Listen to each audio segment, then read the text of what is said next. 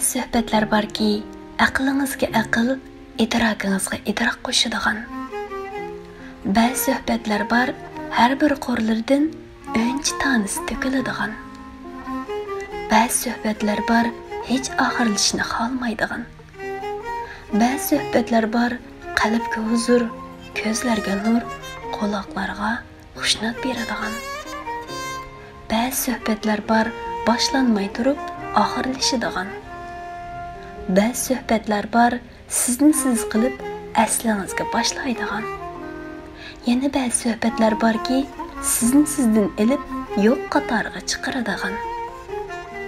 Qilingan suhbatlarning sifati, o'rami, mazmuni, hikmati qanchalik muhim bo'lganidek, kishilik hayotda suhbat qilg'uchining kim ekanligini ko'rsatib turadigan bir parcha aynakdir. Atalar o'ynab so'zlasanmi, o'ylab so'zla.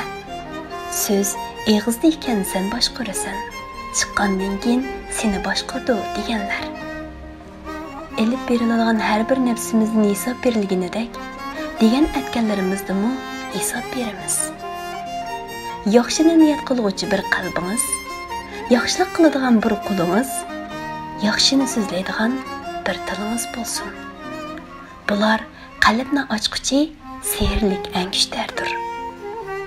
Har birida ulug' Robbimizning ming bir turli hikmati yoshirilgandir. Hikmat bobidan kirib, o'nchilardan huzur olay desangiz, qalbingizni, niyatingizni, aqlingizni har ikkalasi ko'zitib turing. Qalb tavba bilan tozalanadi. Niyat taqvodorlik bilan tuziladi. Haqiqiy tavbadan va ixlos bilan bo'lgan taqvodorlikdan keyin til hikmat bilan zinnatlanadi. Aql o'tkirlik bilan, harakat yaxshiliklar bilan mukofotlanadi.